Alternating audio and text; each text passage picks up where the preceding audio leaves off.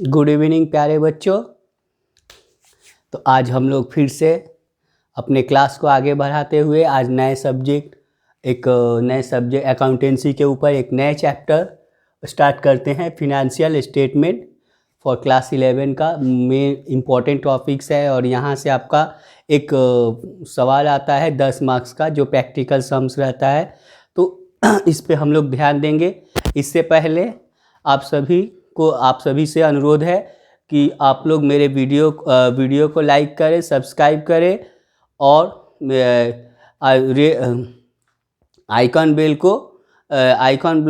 को क्लिक कर दें। ठीक है, तो क्लासेस जो है commerce classes with Amarinder Pandey में आप सभी का स्वागत करते हुए मैं आप लोगों से अनुरोध कर रहा हूं कि आप लोग ये सारे काम कर ले। तो आ जाइए हम लोग आते हैं टॉपिक्स पे। जो मेरा टॉपिक्स है फिनेंशियल स्टेटमेंट क्लास 11, जो क्वेश्चन बनता है आपका 10 मार्क्स का एक फाइनल अकाउंट का सम्स रहता है। तो फाइनल अकाउंट ही हमें यहाँ पे करना है। फिनेंशियल स्टेटमेंट यानी क्या है? एक तरह का स्टेटमेंट जिसमें एनालिसिस या क्लासिफिकेशन जो है या एनालिसिस जो किया जा रहा है इसका बिजनेस ट्रांजैक्शन का एनालाइजिंग करके क्या निकालते हैं हम लोग? प्रॉफिट लॉस, और ये क्या बोलते हैं, profit loss, net profit, gross profit etcetera and financial position, जिसके जरिए हम लोग दिखाते हैं। तो फिनेंशियल स्टेटमेंट के जरिए हम लोग किसी भी फर्म का, किसी भी कंपनी का या किसी भी सोल प्रोप्राइटरशिप बिजनेसमैन का क्या निर्धारित करते हैं हम लोग? ग्रॉस, वो कितना अर्निंग कर रहा है ड्यूरिंग द ईयर, कितने उसके बिजनेस से प्रॉफिट या लॉसेस हो रहा है, कंपनी में कितना प्रॉफिट या लॉस हो रहा है, उसका फाइनल पोजीशन क्या है कंपनी का। इन सारे मैटर्स के बारे में हम लोग फिनेंशियल स्टेटमेंट के जरिए जानते हैं। अर्थात फिनेंशियल स्टेटमेंट क्या है? फिनेंशियल स्टेटमेंट एक ऐसा स्टेटमेंट है जिसके जरिए बिजनेस का profit loss and as well as final position को हम लोग ज्ञात करते हैं। तो बिजनेस का या बिजनेसमैन का जो हम लोग प्रॉफिट लॉस निकालेंगे तो इसके लिए कुछ अकाउंट्स वगैरह बनाया जाता है। तो देखिए, जो बिजनेस किया जाता है, हम लोग पहले बेसिक्स से थोड़ा सा जाते हैं। बेसिक्स मतलब जो बिजनेस होता है, ठीक है, बिजनेस ऑर्गेनाइजेशन जो हम लोग बिजनेस स्टडी में पढ़ते हैं, forms of business organisation. Business organisation जो है व्यावसायिक संगठन के जो भेद है, फॉर्म्स ऑफ बिजनेस ऑर्गेनाइजेशन में देखिए, ये था आपका कितने भेद थे इसके? एक सोल प्रोप्राइटरशिप था, सोल प्रोप्राइटरशिप, और एक था आपका पार्टनरशिप, और एक था आपका पार्टनरशिप बिजनेस, एंड एक था आपका ये क्या कहते हैं, कंपनी। तो इन तीनों ऑर्गेनाइजेशन को आपका क्या बोलते हैं? Profit loss during the year, profit loss और अपना पोजीशन दिखाना पड़ता है। ठीक है, अर्थात अकाउंटिंग अपने ट्रांजैक्शन का एनालाइजिंग करके कितना प्रॉफिट कितना लॉस हो रहा है ड्यूरिंग द ईयर। उसके बाद क्या होता है आपका? उसके बाद वो अपने फॉर्म का पोजीशन ज्ञात करते हैं। ठीक है, तो हम लोग को क्लास 11 में जो है ये हमें नहीं पढ़ना है।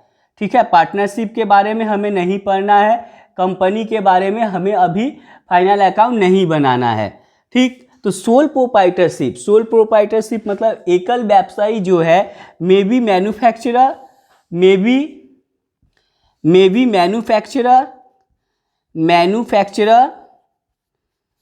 and maybe manufacturer and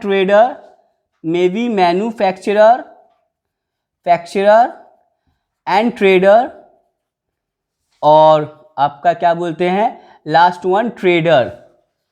तो क्या हुआ कि आपका जो सोल प्रोप्राइटर जो है वो अपने बिजनेस को चलाते हुए वो एक एक्चुअली मैन्युफैक्चरर हो सकता है, मैन्युफैक्चरिंग कंसर्न से बिजनेस चला रहा है, या मैन्युफैक्चरिंग और ट्रेडर दोनों है, मैन्युफैक्चरर भी करता है और ट्रेडिंग भी करता है, या लास्ट वन ट्रेडर है। ठीक, तो तो हम जब यहाँ पर मैन्युफैक्चरर का जब हम लोग फाइनल स्टेटमेंट देते हैं या फाइनल अकाउंट बनाते हैं तो हमें कौन सारे शीट बनाने पड़ते हैं देख लीजिए। एकदम अच्छी तरह से 1 बाय 1 हम आप लोग को समझाएंगे, जिससे क्या होगा कि आप लोग को कोई भी प्रॉब्लम नहीं रहेगा, जिससे कोई भी समस्या नहीं रहेगी और आप लोग थियोरेटिकली भी प्रेजेंटेशन कर सकते हो। Manufacturer who produce the goods, यानी गुड्स इन एन फॉर्म, एक किसी भी या इन एन ऑर्गेनाइजेशन, किसी भी ऑर्गेनाइजेशन में जो प्रोड्यूस करता है उसको हम लोग मैन्युफैक्चरर या प्रोड्यूसर कहते हैं। तो मैन्युफैक्चरर क्या होता है कि उसे कौन कि अपने स्टेटमेंट या फिनेंशियल स्टेटमेंट के रूप में उसे कौन से स्टेटमेंट बनाने पड़ते हैं। तो मैन्युफैक्चरिंग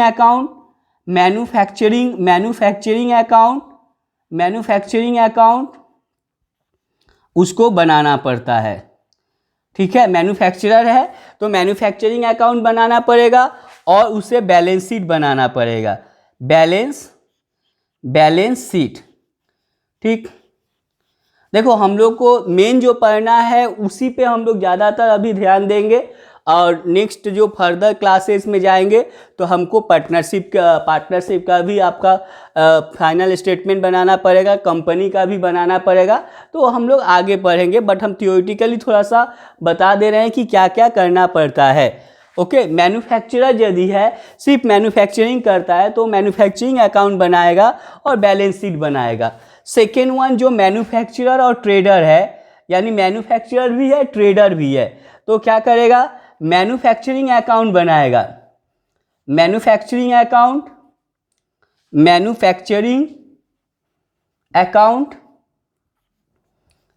दूसरा बनाएगा वो ट्रेडिंग अकाउंट, तीसरा वो बनाएगा profit and loss account and चौथा बनाएगा वो फाइनल पोजीशन जो है बैलेंस शीट। ठीक है, अर्थात ये तो प्रॉफिट लॉस निकालने के लिए बनाया, ये है जो प्रॉफिट लॉस निकालने के लिए बनाया, और ये क्या है, उसको फाइनल पोजीशन इंडिकेट कर रहा है। तीसरा जो है ट्रेडर, यदि वो ट्रेडर है तो उसको क्या बनाना पड़ेगा, तो सिर्फ उसे ट्रेडिंग अकाउंट बनाना पड़ेगा, दूसरा उसको प्रॉफिट एंड लॉस अकाउंट बनाना पड़ेगा, और तीसरे स्टेटमेंट में उसे बैलेंस शीट बनाना पड़ेगा। ठीक है, इससे प्रॉफिट एंड लॉस उसको निर्धारित हुआ, बैलेंस शीट से क्या निर्धारित किया, वो बैलेंस शीट से उसने क्या निर्धारित किया, बैलेंस शीट से उसने फाइनल पोजीशन ऑफ हिज और हर बिजनेस, यानी उसके बिजनेस का फाइनल पोजीशन क्या है उसके बारे में हम लोग वो ज्ञात किया। ठीक, तो हमें यहाँ पर भी कुछ सिलेबस कट किया गया है। मैन्युफैक्चरर नहीं है, सोल प्रोप्राइटरशिप मैन्युफैक्चरर नहीं है, मैन्युफैक्चरर एंड ट्रेडर भी नहीं है। ठीक, तो मैन्युफैक्चरर एंड ट्रेडर भी नहीं है, वो है क्या, ओनली ट्रेडर है। ठीक, क्लास 11 के अनुसार जो आपका सोल प्रोप्राइटरशिप का फाइनल स्टेटमेंट बनाना है, फिनेंशियल स्टेटमेंट, तो सोल प्रोप्राइटरशिप में फिनेंशियल स्टेटमेंट जो बनाएंगे किसका बनाएंगे, ट्रेडर का बनाएंगे। ओके, किसका बनाएंगे, सिर्फ ट्रेडर का बनाएंगे। अब यदि वो पार्टनरशिप बिजनेस कर रहा है, पार्टनरशिप बिजनेस में यदि करता है तो पार्टनरशिप में हमें क्या करना पड़ता है, profit and loss appropriation account, profit and loss financial statement के लिए profit and loss appropriation account बनाना पड़ता है। And second one balance sheet. ठीक है, यदि वो पार्टनरशिप फॉर्म है तो अपना फिनेंशियल स्टेटमेंट कैसे निर्धारित करेगा, एक profit and loss appropriation account बनाएगा और दूसरा बैलेंस शीट बनाएगा। ठीक, तीसरा नंबर जो यदि वो कंपनी है तो उसे क्या क्या बनाना पड़ेगा, तो उसे ट्रेडिंग अकाउंट बनाना पड़ेगा, उसे पीएल अकाउंट बनाना पड़ेगा और उसे पीएल एप्रोप्रिएशन अकाउंट बनाना पड़ेगा and last one balance sheet बनाना पड़ेगा। तो देखिए बैलेंस शीट जो है, बैलेंस शीट सब में बनेगा, बैलेंस शीट जो है सब में बनेगा, क्योंकि बैलेंस शीट के द्वारा किसी भी ऑर्गेनाइजेशन को, किसी भी फॉर्म्स ऑफ ऑर्गेनाइजेशन का हम लोग क्या निर्धारित करते हैं, उसके पोजीशन को निर्धारित करते हैं कि उसका पोजीशन क्या है। समझ में आया? क्लियर? तो आपको क्या करना है, क्लास 11 के सिलेबस के अनुसार आपको करना सिर्फ है trading profit and trading account, profit and loss account and balance sheet. Okay. और आपका जो ये फॉर्म्स ऑफ बिजनेस ऑर्गेनाइजेशन है, बिजनेस ऑर्गेनाइजेशन के विभिन्न रूपों का जो फिनेंशियल स्टेटमेंट प्रोवाइड करेंगे, तो कैसे करेंगे हम लोग, ये निर्धारित किया गया। अच्छा, ये तो profit loss and financial position हुआ। और इनको ना बना के हम लोग और एक स्टेटमेंट बनाते हैं, cash flow statement. Cash flow statement भी हम लोग बना सकते हैं। अर्थात ये मेरा क्या है, ये जो मेरा बना रहे हैं हम लोग, इस टर्म को हम लोग कहते हैं, ये जो कंपनी वगैरह जो सब मिलके बना रहा है ये सब, इसको हम लोग कहते हैं फाइनल अकाउंट। क्या कहते हैं हम इसको? Final account. यदि हम लोग फाइनल अकाउंट बनाते हैं तो फाइनल अकाउंट में सबका फाइनल अकाउंट बनाना पड़ेगा, प्रोप्राइटर का, पार्टनर्स का, कंपनी का। तो फाइनल अकाउंट में प्रत्येक का भेद के अनुसार, जिसका जो भेद है उसके अनुसार हमको बनाना पड़ेगा। और ये एक नंबर स्टेटमेंट हुआ आपका फिनेंशियल स्टेटमेंट पे। दूसरा स्टेटमेंट यदि हम बनाए तो कैश फ्लो स्टेटमेंट बनाना पड़ेगा। तो कैश फ्लो स्टेटमेंट भी हमारा 11 का अभी सिलेबस नहीं है, क्लास 12 में, फर्दर क्लास में जब हम लोग जाएंगे तो वहाँ कैश फ्लो स्टेटमेंट पढ़ेंगे। और सेमिस्टर 6 में जब हम लोग कॉलेज में जाएंगे तो सेमिस्टर 6 में कैश फ्लो स्टेटमेंट हम लोग पढ़ेंगे। तो हमें जो करना है, हमें क्या करना है, फाइनल अकाउंट बनाना है। फर्स्ट वन, फाइनल अकाउंट किसका बनाना है? सिर्फ ट्रेडर का बनाना है। फाइनल अकाउंट किसका बनाना है? सिर्फ ट्रेडर का। तो हम लोग इतने सारे टॉपिक्स पे डिस्कशन किए। इसमें आप लोग पूछ सकते हो, या कोई क्वेश्चन होगा तो आप लोग मुझे कमेंट करके पूछ सकते हो। नेक्स्ट जो आ रहा है हम लोग का, जो फाइनल अकाउंट बनाएंगे, किसका बनाएंगे? ट्रेडर का। ठीक है, तो हम लोग ट्रेडर पे आते हैं, जो मेन मेरा टॉपिक्स है, मेन टॉपिक्स पे हम लोग आते हैं।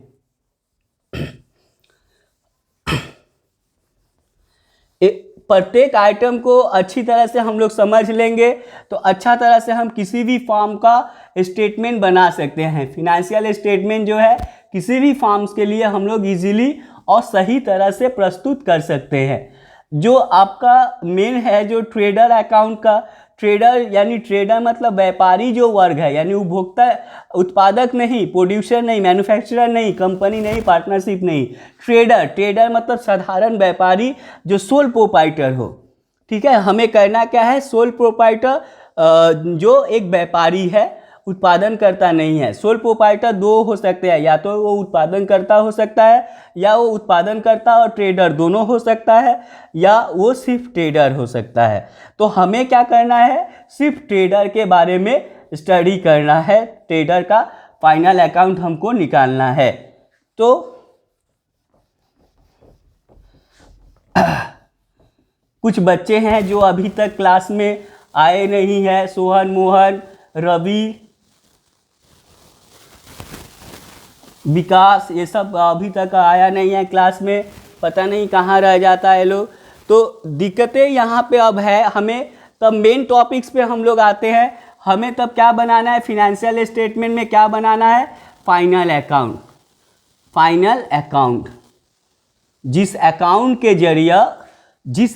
के जरिए हमें क्या गेटिंग होता है, बिजनेस ट्रांजेक्शन एनालिसिस होता है, बिजनेस ट्रांजेक्शन एनालाइज होता है, जिसके जरिए हमें प्रॉफिट एंड लॉस निर्धारित होता है। एंड नेक्स्ट वन हमें प्राप्त होता है position of business organisation. Okay, तो हमें फाइनल अकाउंट बनाना है। किसका बनाना है, क्या फाइनल अकाउंट क्या है? Final account is a statement, is a financial statement which shows the business transaction analysis and position of business organization. Okay, statement को आप लोग जो मैं बोल रहा हूँ उसको अच्छी तरह से समझिए कि क्या डेफिनेशन हो सकता है। ओके, तो हमें किसका बनाना है फाइनल अकाउंट, तब बनाना है किसका बनाना है बोल दिए थे हम, ट्रेडर का। Trader means who is trader, trade जो ट्रेड करता है, जो खरीद बिक्री करता है, वस्तुओं की खरीद बिक्री करता है, खरीदता है किस लिए, बिक्री करने के लिए। ठीक, तो जैसे आपका क्या बोलते हैं, एक मोदी दुकान वाला है, एक फुटपाथ वाला है, एक आपका पैडलर है, एक आपका हॉकर है। तो हॉकर मार्केट से सामान खरीदता है और घूम घूम के बेचता है। मोदी दुकान वाला है सप्लायर से सामान खरीदता है और उसको फिर बेचता है। तो इस तरह से ये लोग क्या है, ट्रेडर है। तो ये लोग क्या बनाएंगे, क्या कौन सा अकाउंट बनाएंगे, हम बोल दिए थे क्या अकाउंट बनाएंगे, ये ट्रेडर क्या बनाएंगे, trading account, trading account, trading account, profit and loss account, profit and loss account, loss account and क्या नाम है इसका, बैलेंस शीट बनाएंगे, बैलेंस शीट बनाएंगे। ठीक, ठीक है।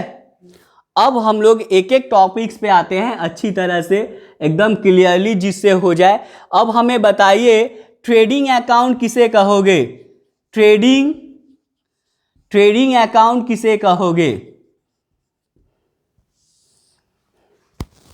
बताओ ट्रेडिंग अकाउंट किसको कहोगे, कोई बच्चा बता सकता है। एकदम निशब्दता छाई हुई है क्लास में, क्या हुआ, ट्रेडिंग अकाउंट बताइए, कोई बच्चा जो प्रेजेंट है यहाँ पे। हाँ हाँ बताओ, नहीं हो रहा है, ट्रेडिंग अकाउंट के डेफिनेशन नहीं हो रहा है। Trading account, the account which is show the gross profit and gross loss, या the account which is use for finding the gross profit and gross loss from the direct expense and direct revenue. ठीक है, direct income and direct revenue से जो प्राप्त होता है और जो दिखाता है, जिसका जो वह अकाउंट जिसका उपयोग हम लोग क्या करने के लिए करते हैं, ग्रॉस प्रॉफिट या ग्रॉस लॉस निकालने के लिए हम लोग करते हैं। कहाँ से, डायरेक्ट इनकम से और डायरेक्ट एक्सपेंस से। ठीक है, तो डेफिनेशन आप लोग लिख सकते हो, the account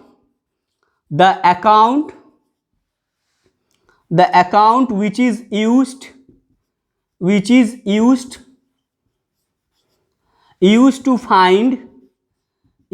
find gross profit and gross loss, gross profit और ग्रॉस लॉस, और या तो ग्रॉस प्रॉफिट नहीं तो gross loss from direct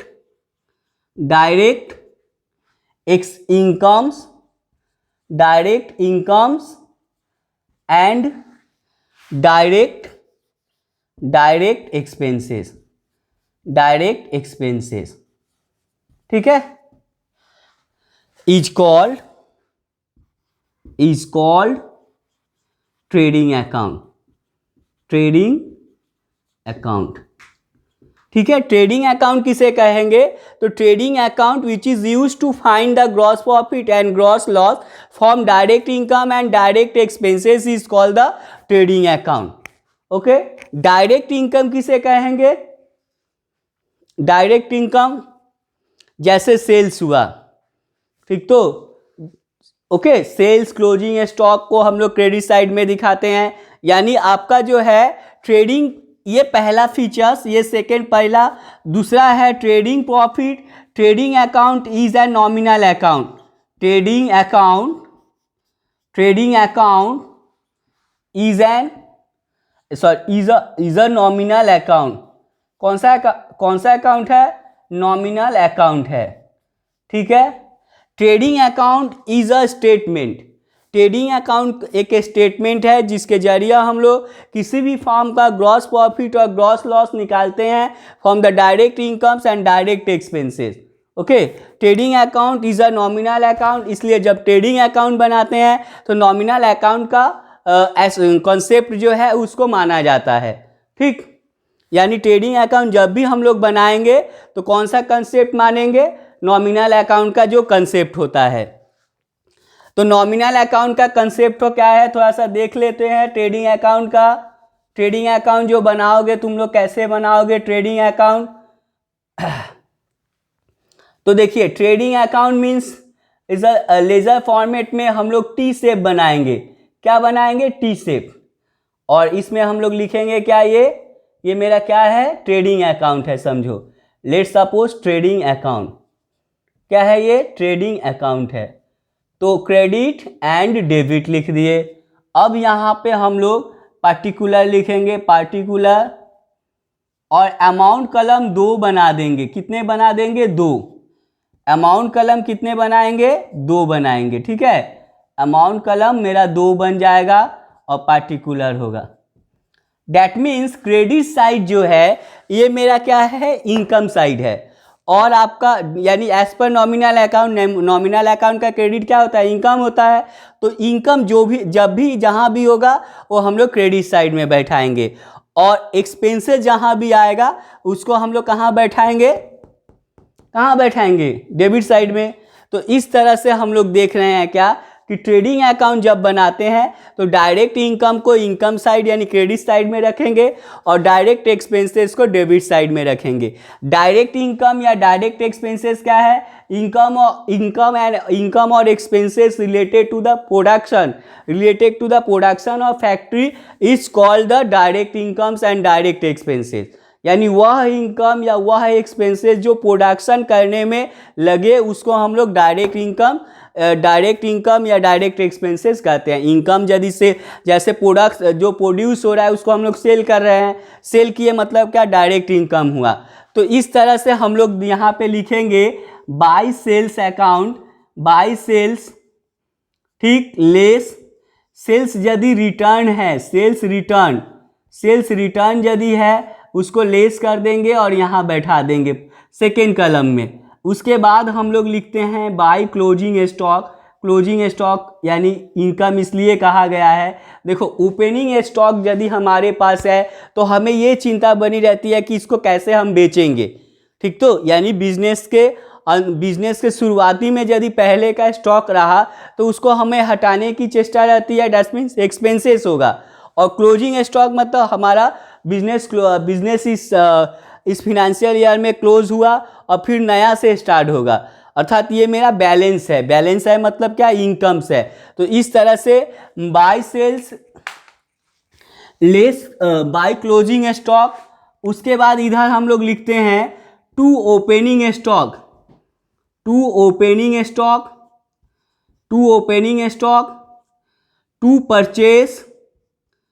to purchase को फर्स्ट कलम में ही रखेंगे क्योंकि यहाँ पे फिर परचेस रिटर्न रहता है, purchase return. And next one है आपका टू वेजेस भी आपका प्रोडक्शन रिलेटेड एक्सपेंसेस है। टू कैरीज ऑन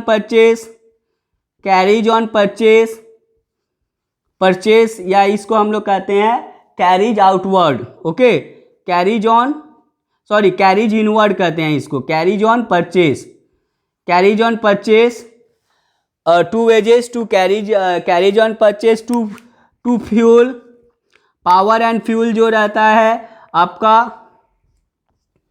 क्या है, डायरेक्ट एक्सपेंसेस है।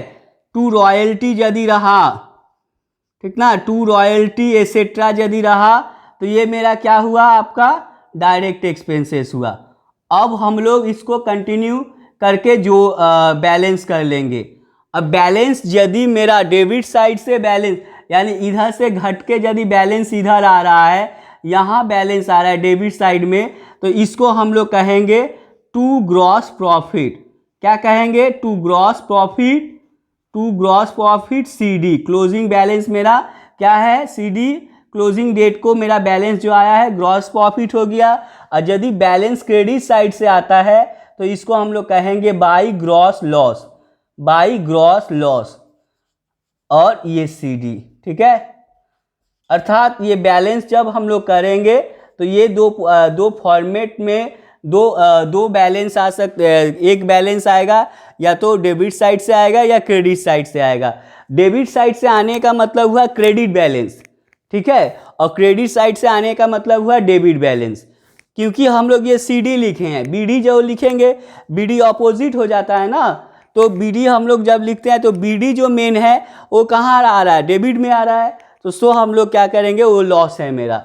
और ये CD है, इसका BD क्या होगा, क्रेडिट साइड में आएगा, सो हम ये मेरा क्या होगा, इनकम होगा। तो इस तरह से जो है हम लोग ट्रेडिंग अकाउंट का फॉर्मेट जो है बनाते हैं और ट्रेडिंग अकाउंट को इस तरह से सॉल्व करते हैं। बुक में आपका फॉर्मेट और दिया होगा, उसको जोड़ लोगे। लेकिन ये ध्यान में रखना कि वो सारे क्या है, आपके ट्रेडिंग अकाउंट है, ट्रेडिंग अकाउंट है, वे सारे आपके क्या है, डायरेक्ट इनकम और डायरेक्ट एक्सपेंस है, डायरेक्ट इनकम है एंड डायरेक्ट एक्सपेंस है। तो इस तरह से हम कह सकते हैं कि डायरेक्ट इनकम यानी डायरेक्ट इनकम और डायरेक्ट एक्सपेंसेस से ग्रॉस प्रॉफिट या ग्रॉस लॉस निकालना ही किसका उद्देश्य रहता है, किसका, ट्रेडिंग अकाउंट का। ट्रेडिंग अकाउंट किस लिए बनाया जाता है, trading account is prepared for the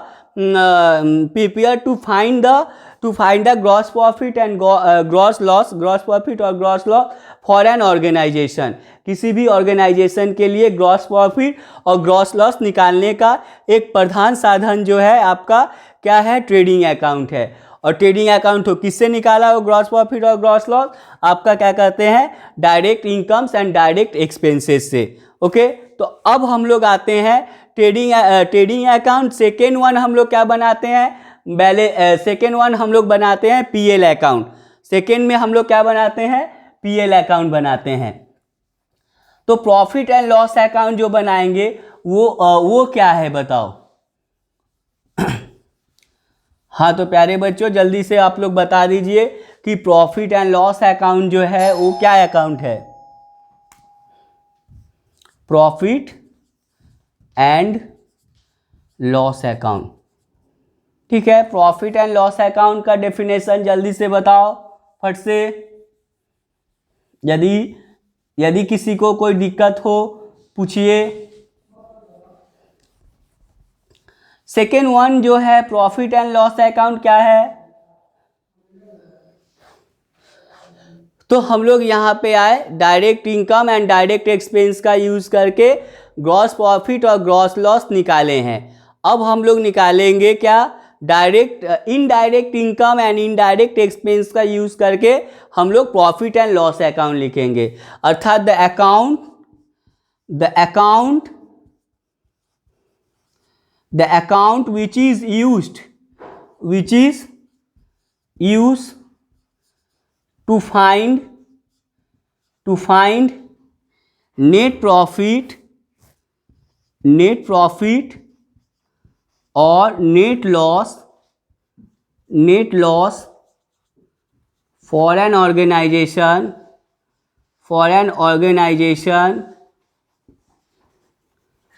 is called net profit, is called profit and loss account, for an organization net profit और net loss for an organization from, कहाँ से निकालेंगे, from indirect incomes and indirect expenses,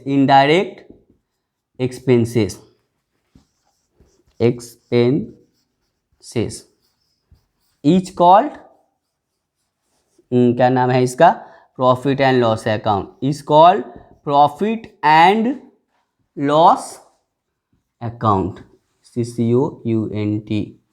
ठीक है, तो profit and loss account हम लोग किसको कहेंगे, the account which is use to find net profit और net loss for an organization from indirect incomes and indirect expenses is called the profit and loss account. अब ये बात है कि इनडायरेक्ट इनकम्स क्या है या इनडायरेक्ट एक्सपेंसेस क्या है, इनडायरेक्ट इनकम और एक्सपेंसेस, इनडायरेक्ट इनकम्स और indirect expenses is means the expenses और income that is related to the sales, यानी सेल्स कराने में जो सहायक होते हैं उसको हम लोग इनडायरेक्ट कहेंगे। तो एक्सपेंसेस जो होता है डायरेक्ट और इनडायरेक्ट, देखिए एक्सपेंसेस जो होता है, एक्सपेंसेस या इनकम्स जो है उसको दो भागों में बांटा गया था, direct expenses, direct income, indirect expenses, indirect income. तो direct income and direct expenses किससे संबंधित था? प्रोडक्शन से संबंधित था, जहां पे हम लोग ग्रॉस प्रॉफिट और ग्रॉस लॉस निकाले। अब indirect income and indirect expenses जो है हम लोग किससे संबंधित है? प्रॉफिट एंड लॉस अकाउंट से संबंधित है। प्रॉफिट एंड लॉस अकाउंट से संबंधित है तो हम लोग वहाँ पे क्या निकालते हैं? प्रॉफिट एंड लॉस से जो आपका indirect incomes and indirect expenses जो संबंधित है उससे हम लोग क्या निकालते हैं? नेट प्रॉफिट और नेट लॉस। तो उसको हम लोग क्या कहेंगे? पीएल अकाउंट कहेंगे। समझ में आ रहा है नहीं? तो इस फॉर्मेट को थोड़ा सा हम लोग मिटा देते हैं। मिटा के देखिए कैसे हम बनाते हैं, आपका नेट पीएल अकाउंट कैसे बनता है। देखिए इसी फॉर्मेट को आप लोग लिखिए, इसी तरह का फॉर्मेट बनेगा।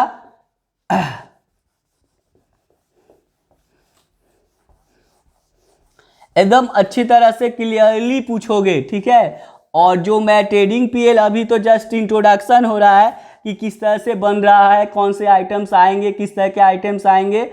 बट इसके बाद जो क्लासेस होंगे उसमें आपको हम लोग आगे बढ़ाएंगे, आगे बता के उसके बाद सम्स वगैरह के बारे में सॉल्व करेंगे। तो जब हम लोग पीएल अकाउंट बना रहे हैं तो वही फॉर्मेट तो एक ही रहेगा, अमाउंट का दो कलम हो जाएगा और इसमें कैसे कौन सा अमाउंट बैठाना है उस सब के बारे में भी डिस्कस होगा। अभी जस्ट इंट्रोडक्शन कर लो। प्रॉफिट एंड लॉस अकाउंट, इसमें हम लोग क्या लिखेंगे? देखिए क्रेडिट एंड डेबिट, और ये पार्टिकुलर जो है आपका particular amount rupees particular amount rupees. तो इस तरह से हम लोग लिख लिए। लिखने के बाद इधर हम लोग तब क्या दे रहे हैं? Indirect income. बट जो ग्रॉस प्रॉफिट था इसे हम लोग ट्रांसफर करेंगे बाय ग्रॉस प्रॉफिट बीडी। क्या लिखेंगे? बीडी। वो सीडी था ना, तो बीडी यानी ग्रॉस प्रॉफिट मेरा क्या, सीडी बीडी हो गया ना, क्रेडिट बैलेंस हुआ तो ये मेरा क्या है? प्रॉफिट है। तो आपका ग्रॉस प्रॉफिट उतर गया। इसके बाद यहाँ पे जितने सारे इनडायरेक्ट इनकम है, जैसे commission receive, bonus received, interest received, commission received हुआ, bonus received, interest received etcetera, जितने सारे आइटम हैं वो आते जाएंगे, ठीक है। जो क्या है? रिसीव्ड वर्ड जहां भी लिखा रहेगा इनडायरेक्ट एक्सपेंसेस में, इनडायरेक्ट एक्सपेंसेस जैसे सैलरी है और सैलरी रिसीव्ड, तो सैलरी मेरा यदि सिंपल में है तो क्या है? एक्सपेंसेस है, यानी सैलरी पे हो रहा है, ओके। और जब रिसीव वर्ड यूज कर दिया गया तो सैलरी मेरा क्या हो गया? इनकम हो गया। सो इनकम साइड में आ जाएगा। अब इधर एक्सपेंसेस साइड में हम लोग क्या बैठाएंगे? यदि मेरा लॉस आया है, ग्रॉस लॉस, तो ग्रॉस लॉस को transfer to PL account, gross loss BD बोल के बैठा दिए। To salary, to commission, advertisement, to depreciation, to bad debt, to